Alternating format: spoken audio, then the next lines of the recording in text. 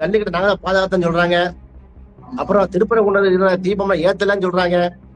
ஒட்டு மொத்தமா பார்த்தா ஏதோ பிரதமர் மோடிக்கு டாபிக் கொடுத்தவங்க சதி பண்ணிருக்காங்க. ஒருவேளை எடப்பாடியாரே வச்சு செஞ்சிருக்காரோ, எதுக்கு எல்லாம் காரணம் அண்ணா எடப்பாடியார் தானே சந்தேகம் எனக்கு வருகிறது. जब भगवान मुरुगन के दीप को लेकर एक विवाद खड़ा किया गया तो हमारे नेताओं ने भक्तों के अधिकारों के लिए आवाज उठाने का काम किया, लेकिन डीएमके और इनके साथियों ने वोट बैंक को खुश करने के लिए कोई तक को नहीं छोड़ा। कोर्ट को भी उन्होंने बदनाम किया।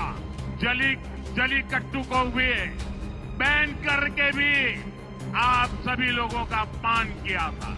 பாத்தீங்கன்னா largest share of tax devolution from the union government among Indian states. Uttar Pradesh receives the largest share of tax devolution.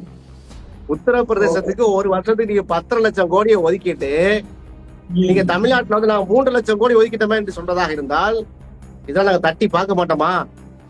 அது மட்டும் இல்ல, நாங்க வந்ததுக்கு அப்புறம் தான் ஒரு 80 ரயில்வே ஸ்டேஷன் தமிழ்நாட்டுக்கு இது ஆயிருக்கு அப்படின்ற மாதிரி சொல்றாங்க இல்லையா?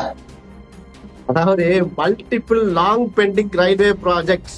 அதை விட ரயில தாங்க அலோகேட் பண்ணீங்களா? ஃபெசிலிட்டி தந்தீங்களா? எக்ஸ்ட்ரா ரயில்வே ப்ராஜெக்ட்ல எக்ஸ்ட்ரா ட்ரெயின் தந்தீங்களா? எவ்வளவு தந்தீங்க சொல்லுங்க பாப்போம். எவ்வளவு பேர் இங்க அனுப்பி வைக்கிறீங்க வடக்கே இருந்து தமிழ்நாட்டுக்கு போக வேலை கிடைக்குன்னு? கிட்டத்தட்ட 3 லட்சம் கோடி ரூபாயை தமிழ்நாட்டிற்கு அளித்திருக்கிறது. எத்தனை லட்சம் கோடி ரூபாய்? கடந்த 11 ஆண்டுகளிலே 11 லட்சம் கோடி ரூபாய் உதவிகளை அளித்திருக்கிறது.